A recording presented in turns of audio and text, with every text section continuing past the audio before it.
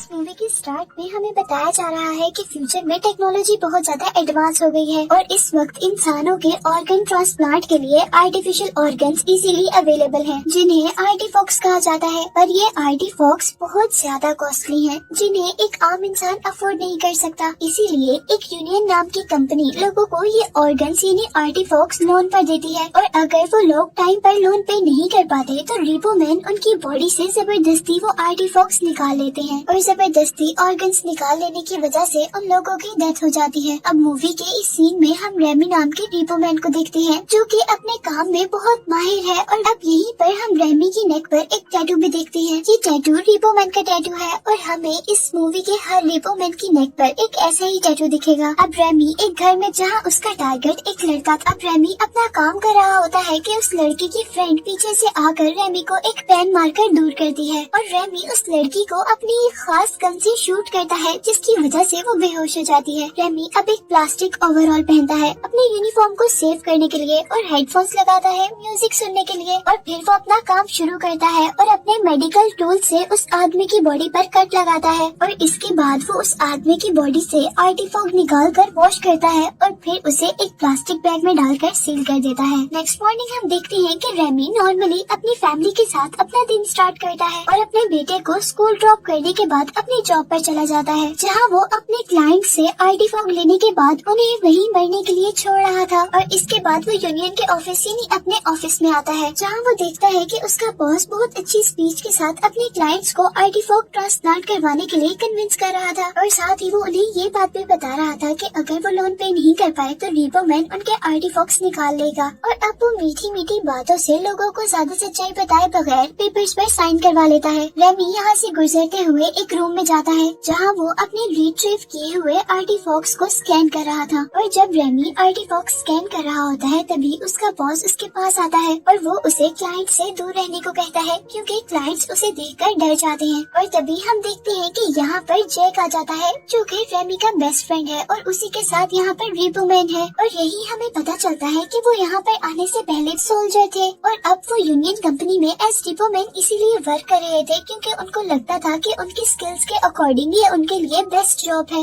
उनको इस चीज से कोई फर्क नहीं पड़ता था कि उनके ये काम करने से कोई मर रहा है, उनको सिर्फ अपनी जॉब से कंसर्न था और उनको अपने मिशंस में बहुत मजा आया करता था। अब दोबारा प्रेजेंट सीन में हम देखते हैं कि वो दोनों दोस्त एक दूसरे को तंग कर रहे थे और आपस में एक दूसरे की बातों पर हंस रहे थे, जिस पर उनका बॉस उन्हें बच्चा कहता है। और इसके बाद वो दोनों रेमी की वाइफ की शॉप पर जाते हैं, जहाँ रेमी की वाइफ रेमी की जॉब की वजह से बहुत ज्यादा उस पर गुस्सा थी, क्योंकि उसके अकॉर्डिंग अगर रेमी एक रिबोमैन की जॉब करे तो उसकी बेटे की लाइफ पर बहुत बुरा इम्पैक्ट होगा। और अब रेमी की वाइफ रेमी से कहती है कि तुम अपने बॉस से बात कर अपना ट्रांसफर सेल्स डिपार्टमेंट में करवा लो। और यहाँ पर वो लोग लड़ने के बाद बाहर चले जाते हैं और कार में जेक रेमी को समझाता है कि हम हमेशा रिबोमैन ही रहेंगे क्योंकि यही हमें काम आता है। वो उससे कहता है कि तुम्हें अपनी वाइफ की बात नहीं सुननी चाहिए, लेकिन रेमी अपनी वाइफ की सिचुएशन अच्छे से समझ रहा था कि वो क्या चाहती है और उसे ऐसा करने के लिए क्यों कह रही है। और अब इसके बाद वो दोनों एक बार में जाते हैं और यहाँ पर रेमी एक सिंगर को देखता है जो कि उसे बहुत पसंद आती है। और इसके कुछ दिन बाद हम देखते हैं कि रेमी ने अपने घर पर एक पार्टी रखी है और ये एक छुट्टी का दिन है। और यहाँ पर जेक रेमी से कहता है कि उन्हें अपना एक मिशन कंप्लीट करना है, लेकिन रेमी उसे ये काम करने से मना करता है क्योंकि वो इस वक्त घर पर था। पर जेक उसे ये कहकर कन्विंस कर लेता है कि उन्हें इस काम के बहुत सारे पैसे मिलेंगे। और अब वो दोनों उस आदमी को स्ट्रीट पर उस गाड़ी के अंदर ही टारगेट करते हैं और ये करते हुए उन दोनों को रेमी की वाइफ और बेटा देख लेता है। रेमी को इस बात से गुस्सा आ जाता है और वो घर छोड़कर जाने का फैसला कर देती है। और जाते हुए वो रेमी से पूछती है कि अगर तुम्हें तुम्हारी फैमिली और जॉब के दरमियान में किसी को चूज करना हो तो तुम किसे चूज करोगे। अब यहाँ पर रेमी भी बहुत ज्यादा अपसेट हो जाता है और वो जेक से कहता है कि अब मैं इस बारे में अपने बॉस से बात करूंगा। अब वो लोग कहीं जा रहे होते हैं कि अचानक जेक का स्कैनर एक नेस्ट फाइंड करता है जो कि उनकी लोकेशन के बहुत करीब था, और इस नेस्ट में बहुत सारे यूनियन के कस्टमर छुपे हुए थे जिन्होंने अपनी पेमेंट नहीं की थी, यानी उन्होंने लोन पर आर्टिफॉक्स लिए थे और उन्होंने अभी तक अपना लोन पूरा पे नहीं किया था और वो लोग इस कंट्री से भागने की कोशिश कर रहे थे।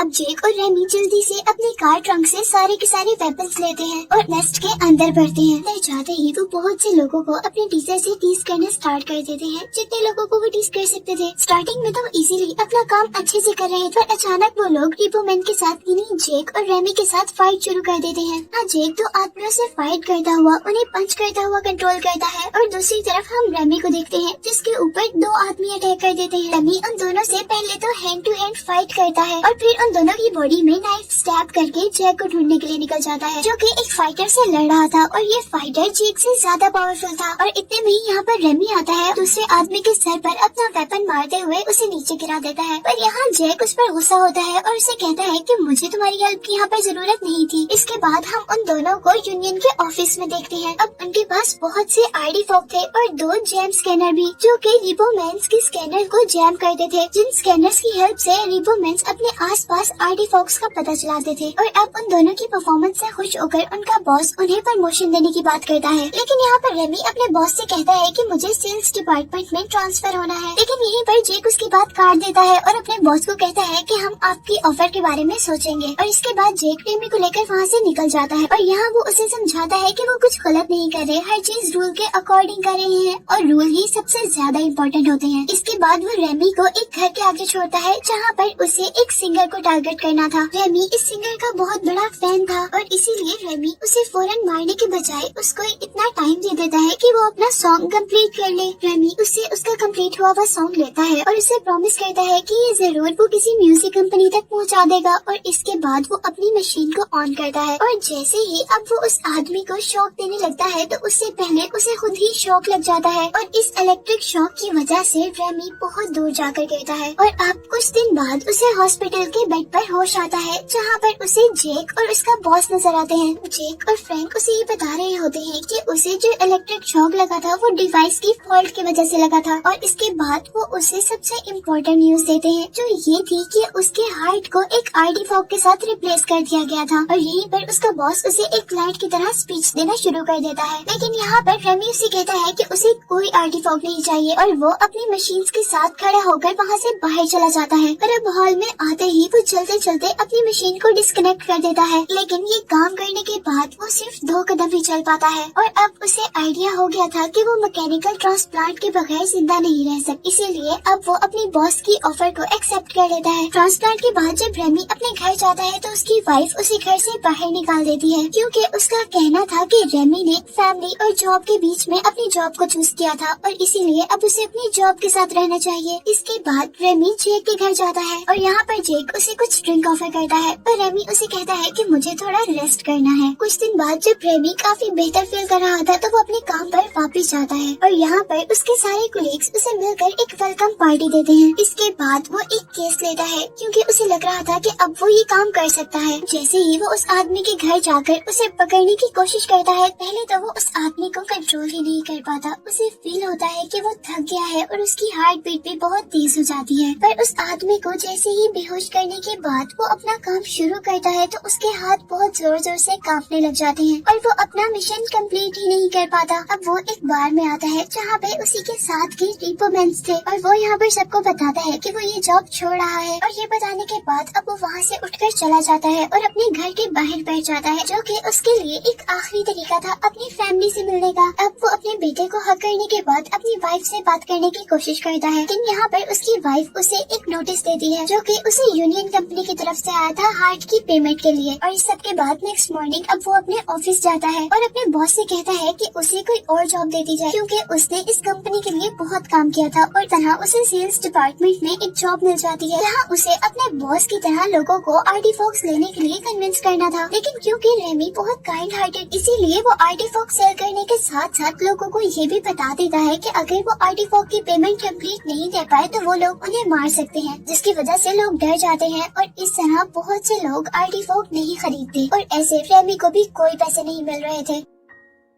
अब रेमी का फ्रेंड जैक उसे एक नेस्ट तक लेकर आता है जहाँ पर बहुत से ऐसे लोग थे जिन्होंने अपने आर्टिफैक्ट्स के लिए पे नहीं किया था, और वो यहाँ पर दो आदमियों को रेमी के लिए टीज करता है और वो रेमी से कहता है कि तुम इनके आर्टिफैक्ट्स लिए बगैर वापस नहीं आओगे क्योंकि अब तुम्हारा इस जॉब में आने के अलावा कोई रास्ता नहीं है। लेकिन जैसे ही रेमी अपना काम स्टार्ट करने लगता है तो वहाँ एक आदमी उसे इंजर्ड कर देता है, और उसी दौरान अब रेमी को इसी नेस्ट में वो सिंगर मिलती है जिसे उसने बार में देखा था और जो रेमी को मूवी के स्टार्ट में पसंद आई थी। रेमी को फील होता है कि वो सिंगर ड्रग एडिक्ट और अभी भी वो ड्रग्स के नशे में है। यहाँ पर उसे उस सिंगर के लिए बहुत बुरा लगता है और वो उसे उठाकर एक होटल में ले आता है। फिर सुबह में रेमी जैसे ही उसकी बॉडी को स्कैन करता है तो उसे पता चलता है कि उस सिंगर जिसका नाम बेथ है उसने बहुत से आर्टिफैक्ट्स अपनी बॉडी में लगाए हुए हैं जिनका रिक्लेम टाइम आ गया है, यानी अगर उसने पैसे ना दिए तो उसके आर्टिफैक्ट्स उसकी बॉडी से निकाल लिए जाएंगे और इस तरह वो सिंगर मर जाएगी। और अब यहाँ पर आखिर बेथ को होश आ जाता है और वो यहाँ पर रेमी को पंच करती है क्योंकि उसे यहाँ पर लग रहा था कि रेमी उसे मारने के लिए आया है। लेकिन जैसे ही रेमी उसे अपनी सिचुएशन बताता है तो वो भी बैठ जाती है। रेमी एक प्लान करता है और छुपकर अपने ऑफिस में जाता है और वहाँ जाकर वो बेथ के ऑर्गन्स के अकाउंट क्लियर करने वाला था, लेकिन क्योंकि बेथ ने अपनी बॉडी में बहुत सारे आर्टिफैक्ट्स लगाए हुए और अभी रेमी अपने कंप्यूटर की हेल्प से उसकी एक ही आर्टिफैक्ट की पेमेंट क्लियर करता है तो वहाँ पर जैक आ जाता है और यहाँ पर जैक को देखकर वो जैक की डीजल गन उसे वापस करता है और अब अपने पुराने घर चला जाता है। चोरी से अपने घर में जाने के बाद वो अपने बेटे को प्यार करता है और दोबारा बेथ के पास आ जाता है और उसे कहता है कि हमें यहाँ से भागना होगा। और अब वो दोनों शहर के एक सुनसान इलाके में चले जाते हैं और वहाँ जाने के बाद रेमी अपनी कार को चला देता है और वो दोनों एक अबेंडेड हाउस के अंदर। और नेक्स्ट सीन में अब दोबारा हमें यूनियन ऑफिस दिखाया जाता है जहाँ पर रेमी के फ्रेंड जेक को रेमी का ही केस दिया जाता है जिसको लेने से वो इनकार कर देता है और अब रेमी का केस एक और रिपोमैन को दे दिया जाता है। और अब दोबारा हमें रेमी और बेथ को दिखाया जाता है जो कि उस पुराने घर को पुराने और टूटे हुए सामान से सेट कर रहे थे और यहीं पर बेथ रेमी को एक टाइपराइटर गिफ्ट करती है जो कि उसे ट्रैश से ही मिला था और अब रेमी उसे अपनी स्टोरी लिखने के लिए यूज करता है। अब यहीं पर हम देखते हैं कि बेथ के एयर भी आर्टिफैक्ट्स हैं, यानी उसके कान भी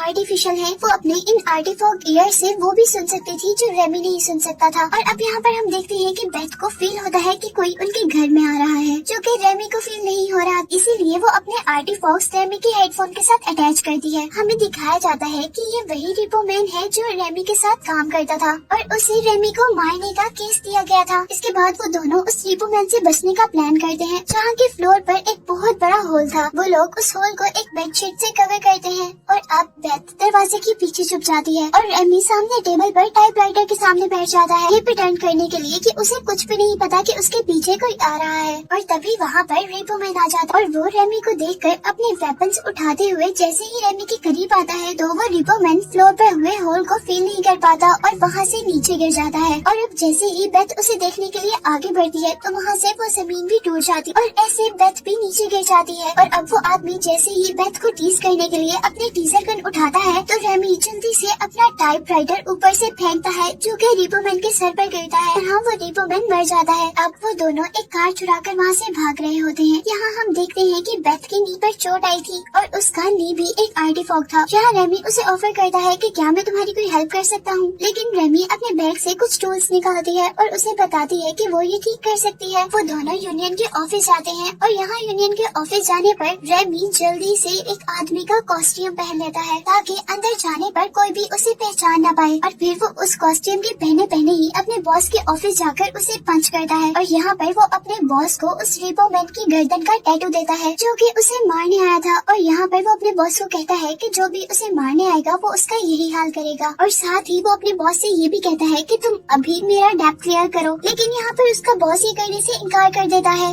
और उसे बताता है कि जब से तुमने हमारे सिस्टम में डिफॉल्ट पैदा किया है तब से ये सारा सिस्टम हमारे ऑफिस से हेडक्वार्टर तक चला गया है, यानी अब सारे के सारे डेब्ट हेडक्वार्टर में क्लियर होते हैं। और ये सुनने के बाद रेमी जल्दी से वहाँ से बाहर आ जाता है और वो बेथ से कहता है कि हमें जल्द से जल्द इस मुल्क से भागना होगा। और दूसरी तरफ हमें ऑफिस में दिखाया जाता है कि रेमी का बॉस अब रेमी के फ्रेंड जेक को ऑर्डर करता है कि तुम रेमी को रिपो करोगे। और दूसरी तरफ हम बेथ और रेमी को देखते हैं जो कि एयरपोर्ट पे पहुंच चुके थे और यहाँ सिक्योरिटी चेकिंग के दौरान एयरपोर्ट पर रिपोमैन भी थे। और वो जैसे ही अब रेमी और बेथ को स्कैन करते हैं तो रेमी एक जैम स्कैनर से उनके स्कैनर को जैम कर देता है, लेकिन यहीं पर एक ऑफिसर देखती है कि बेथ की टांग से ब्लीडिंग हो रही है। जैसे ही वो उसकी बैंडेज करने लगते हैं तो फिर यहाँ पर दोबारा रिपोमैन आते हैं और इस बार स्कैनिंग में उन्हें पता चल जाता है कि इन लोगों के पास आईडी फॉग है और यहाँ पर गार्ड्स उन्हें पकड़ लेते हैं। लेकिन वो दोनों यहाँ से किसी न किसी तरह भागना चाहते थे और अब वो दोनों अपने आप को बचाने के लिए फाइट करते हैं और अपने हाथ में आने वाली हर चीज, इवन बोर्ड, सीजर, हर चीज से दूसरों को मारते हुए वहाँ से भाग जाते हैं। अब एयरपोर्ट से रेमी बेथ को गोद में उठाकर वहाँ से भाग जाता है और एक ऐसी जगह पर लेकर आता है जहाँ पर इलीगल आर्टिफैक्ट्स को ट्रांसप्लांट किया जाता था। और यहाँ आने पर एक लड़का जैसे ही बेथ का नी देखता है तो वो कहता है कि बेथ की नी की कैप चेंज करनी पड़ेगी और वो उन्हें 2 लड़कियों के पास भेज देता है। और यहाँ पर एक 10 साल की छोटी सी लड़की बेथ का ऑपरेशन करती है। लेकिन उसी दौरान यहाँ पर जेक भी आ जाता है और वो देखती है कि जेक ने पहले वाले आदमी को रेप कर लिया था। और अब जेक रेमी को समझाता है कि तुम प्लीज मेरे साथ वापस चलो, हम कुछ न कुछ कर लेंगे, हम तुम्हें सेल्स डिपार्टमेंट में शिफ्ट कर देंगे और कुछ न कुछ करके हम पैसे वापस कर देंगे। और यहाँ पर रेमी जेक के साथ जाने से इनकार कर देता है क्योंकि रेमी ने जेक की बात नहीं मानी, इसीलिए उन दोनों के दरमियान hand to hand fight start हो जाती है। पहले तो वो दोनों एक दूसरे से बराबर का लड़ रहे थे, लेकिन फिर जैक रेमी को एक बिल्डिंग से नीचे गिराते हुए एक स्टील ब्रिज पर गिराता है और यहाँ पर रेमी हंसने लग जाता है और वो अपनी पॉकेट से एक नाइफ निकालकर जैक की लेग में स्टैब करता है। और जैसे ही अब जैक रेमी को मारने वाला होता है तो पीछे से बेथ आकर उसे बेहोश कर देती है और रेमी को लेकर वहाँ से भाग जाती, क्योंकि अब इस बिल्डिंग नेस्ट में भी रिपोमैन आ चुके थे और वो यहाँ पर आते साथ ही बहुत सारे ऐसे लोगों को टीज करना शुरू कर देते हैं जिन्होंने यूनियन को पैसे देने थे। यहाँ पर रेमी और बेथ भी उन लोगों से बचकर भाग रहे थे, तभी एक औरत आकर उन्हें रेस्क्यू करती है और एक रूम में छुपा देती है। लेकिन जैसे ही वो रेमी का रिपोमैन टैटू देखती है तो वो उसको मारना शुरू कर देती है, पर तभी रेमी उसे अपनी शर्ट खोलकर दिखा के उसकी बॉडी में भी एक आर्टिफैक्ट है। इसके बाद हमें दिखाया जाता है कि नेक्स्ट डे जब रेमी और बेथ वहाँ से निकलते हैं तो वो नेस्ट की हालत देखकर बहुत ही ज्यादा उदास हो जाते हैं, क्योंकि यहाँ पर बहुत से लोगों को मार दिया गया था। और अब वो बेथ से कहता है कि हमारे पास इस चीज को रोकने का सिर्फ एक ही रास्ता है और वो ये था कि वो हेडक्वार्टर के स्कैनर सिस्टम को तबाह कर दे। इसके बाद रेमी अपने बॉस के पास जाता है और उसे वो शूट करने की धमकी देकर यूनियन की हेडक्वार्टर लेकर जाता है। वहाँ जाने पर वो पहले तो गार्ड्स को शूट करते हैं और इसके बाद रेमी अपने बॉस की आईज को स्कैन करवाते हुए हेडक्वार्टर के अंदर जाता है और वहाँ जाने पर वो सबसे पहले सीसीटीवी कैमरा को शूट करते हैं। अब वो और बेथ एक लैब में एंटर होते हैं जहाँ पर बहुत सारे साइंटिस्ट आर्टिफैक्ट्स पर वर्क कर रहे थे।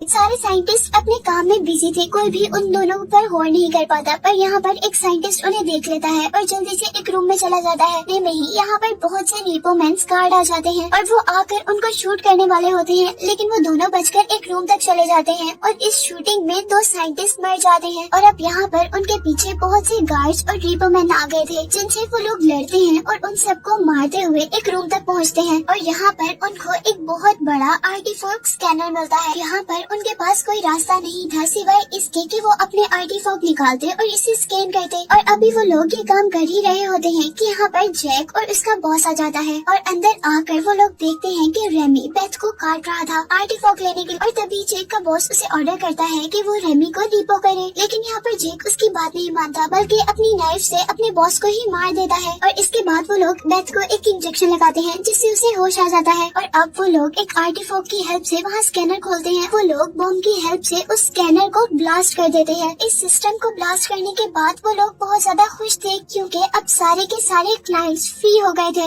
अब किसी को भी मारा नहीं जा सकता था, किसी को भी रिपो नहीं किया जा सकता था। और अब मूवी के लास्ट सीन में हम देखते हैं कि वो तीनों यानी रेमी, बेथ और जैक एक बीच पर एंजॉय कर रहे हैं। यहाँ पर हम देखते हैं कि जैक और रेमी ने अपना टैटू भी काट दिया है और दूसरी तरफ रेमी ने जो अपनी ऑटोबायोग्राफी लिखी वो उसके बेटे ने एक बुक के तौर पर पब्लिश करवा दी है। अब जैसे ही जैक आकर रेमी को तंग कर रहा होता है तो अचानक जैक गायब हो जाता है और रेमी उसे इर्द गिर्द ढूंढता रह जाता है। अब सीन कट होता है और हम हॉस्पिटल की मशीनरीज को देखते हैं और अब यहाँ पर हम पे रिवील होता है कि जब जैक उस नेस्ट में रेमी को मारने के लिए आया तो जैसे ही जैक ने रेमी को बिल्डिंग से नीचे गिराया था तो वो कोमा में चला गया था। और उसके बाद जो कुछ भी हमने मूवी में देखा यानी जैक का अपने बॉस को किडनैप करना, उनका यूनियन के हेडक्वार्टर में जाना और वहाँ पर वो स्कैनर को तबाह करना, ये सब रेमी के ब्रेन में चल रहा था। और यहाँ पर जैक यानी रेमी के फ्रेंड ने उसके आर्टिफैक्ट हार्ट के लिए पे किया था और रेमी के ब्रेन में जो सब कुछ चल रहा था वो एक न्यू टेक्नोलॉजी की वजह से चल रहा था जो कि जैक ने उसके लिए खरीदी थी। और यहीं पर हमें पता चलता है कि उस दिन बेथ भी मर गई थी, लेकिन वो आज भी रेमी के ख्वाबों पर जिंदा थी और रेमी अपनी ख्वाबों की दुनिया में बहुत ज्यादा खुश था। और इसी को दिखाते हुए ये मूवी एंड हो जाती है।